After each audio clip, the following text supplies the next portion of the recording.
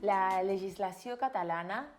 sobre el dret de les dones a erradicar les violències masclistes reconeix que poden patir violència les dones, siguin dones cis o dones trans, i de qualsevol edat. Això vol dir que les nenes, les adolescents, les adultes i les dones grans estan exposades a patir violència masclista. També la legislació fa una previsió que fills i filles d'una dona que estigui en situació de violència masclista són considerades també en situació de violència masclista. Aquest és el reconeixement que fa aquesta legislació sobre la violència vicària. Però volem posar l'èmfasi una mica quan parlem de violència masclista contra la infantesa i l'adolescència,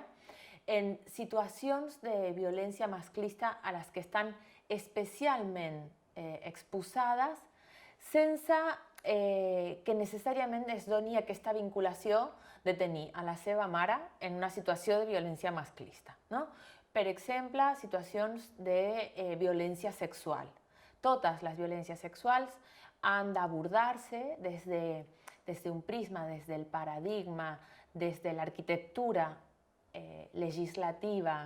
i també teòrica de les violències masclistes. Aquest punt és un del que considerem clau. També considerem que és molt important deixar de parlar de menors. Aquesta definició que està molt desactualitzada respecte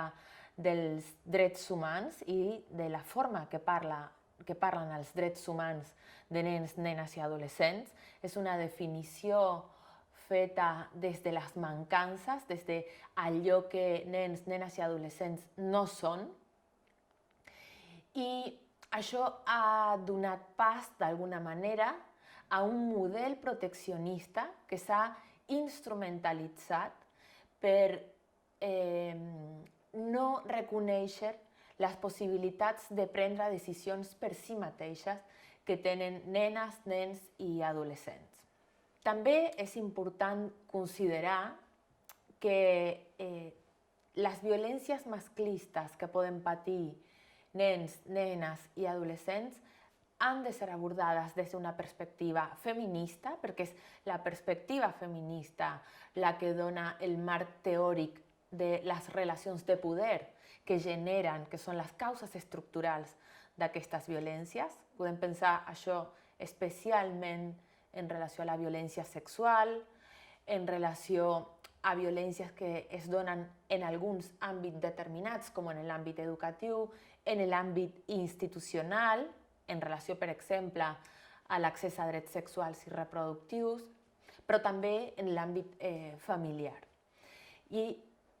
les violències i aquestes violències masclistes també han de ser abordades des d'una perspectiva interseccional, perquè no hem de pensar la infància, la infantesa, com si fos única, universal i atemporal, sinó precisament com el que és un constructo social situado, histórico i canviant.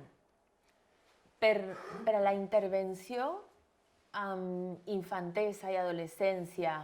en situacions de violència masclista, hauríem de començar a treballar des d'un paradigma, des d'un estàndard de dret internacional dels drets humans, que és el de l'autonomia progressiva. L'autonomia progressiva implica retallar d'alguna manera els criteris rígids de l'edat i començar a treballar en les possibilitats de prendre decisions que tenen nenes, nens i adolescents respecte de decisions sobre la seva vida i sobre els vincles i les relacions familiars, socials, en l'àmbit educatiu que volen i que no volen mantenir. Per exemple, moltes vegades ens trobem amb problemes respecte de nenes i nens que estan en una situació de violència masclista perquè la seva mare està en una situació de violència masclista i tenen problemes per accedir a processos de recuperació, de protecció i tractament per la negativa del progenitor a donar consentiment per iniciar aquest tractament, no? O aquest recorregut en la xarxa de violència masclista. Respecte a aquest punt, hem de tenir en compte que mai podem condicionar la intervenció amb nenes, nens i adolescents en situació de violència masclista al consentiment patern. Nenes, nens i adolescents tenen drets humans, tenen el dret a ser escoltat, però també el dret a ser protegit. I aquest punt és el que hauríem de posar en primer lloc sobre la taula. Quan un nen i una nena es troben en una situació de violència masclista perquè la seva mare està en una situació de violència masclista, hem de posar l'interès superior d'aquests nens i d'aquestes nenes al centre i sempre hem de garantir l'accés a tractament psicològic, a la protecció, a la prevenció de noves formes de violència. I aquest tractament no pot ser condicionat al consentiment del progenitor. Si ens trobem en una situació en què aquest consentiment és denegat, hem de garantir les vies per donar pas a aquest accés a la salut i accés a la protecció davant de les violències masclistes. Per una altra banda, en relació a la intervenció amb nens i nenes que estiguin en una situació de violència masclista reconeguda o que puguin estar exposats o exposades a una situació de violència masclista, com una de les primeres bones pràctiques que hauríem de tenir incorporades i presents, és garantir el seu dret a ser escoltats i escoltades. Això què vol dir? No només el dret a ser escoltades, sinó també el dret a ser tingudes en compte en totes les decisions que es prenguin al seu respecte.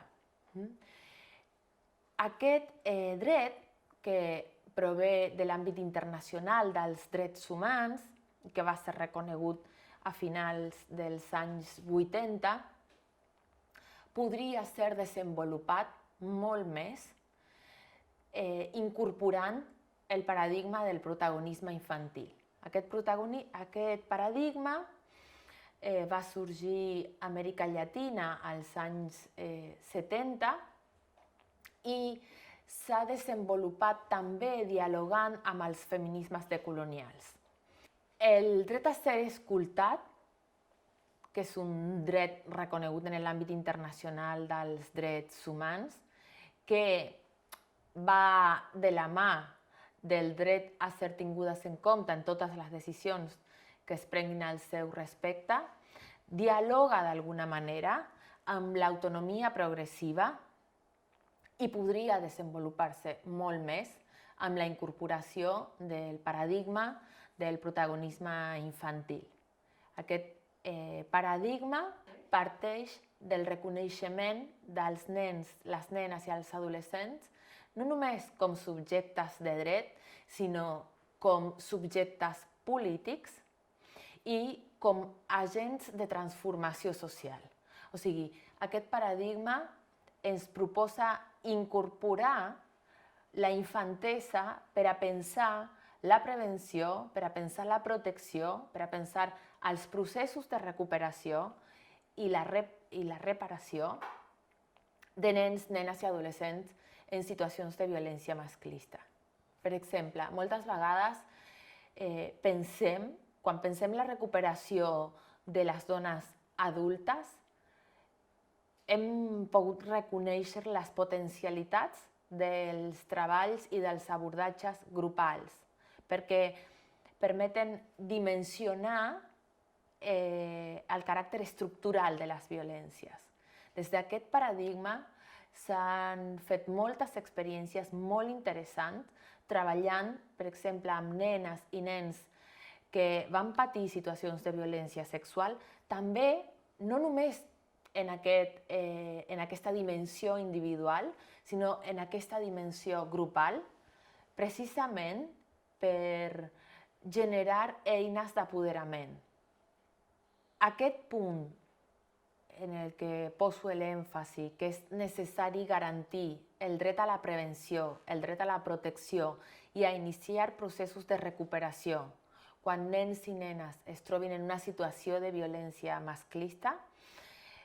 és un punt clau a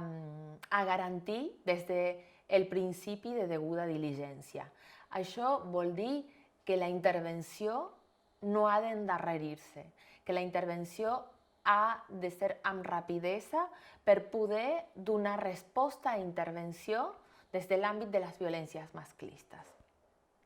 I aquest punt sí que és molt important perquè té a veure amb la competència que té tota la xarxa d'intervenció integral en situacions de violència masclista per a treballar amb nens, nenes i adolescents que estiguin exposades a aquestes situacions de violència masclista.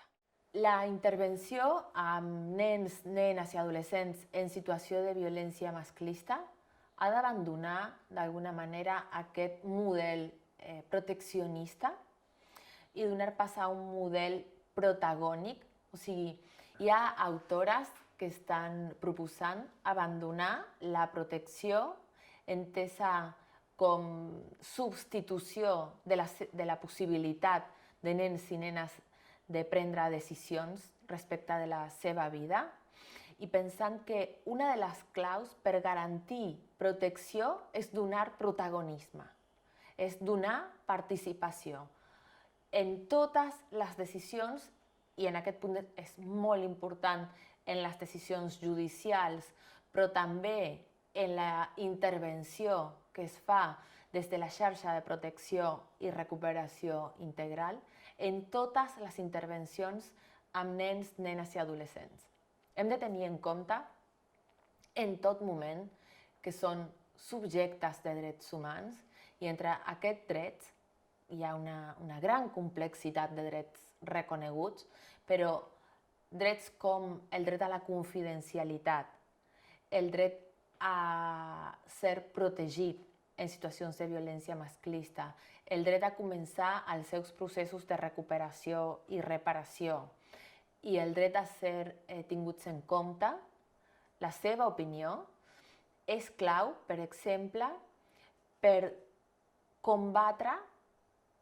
situacions de violència institucional com l'aplicació del síndrome d'alienació parental. Precisament, moltes vegades ens trobem amb situacions de violència institucional per aplicació del SAP,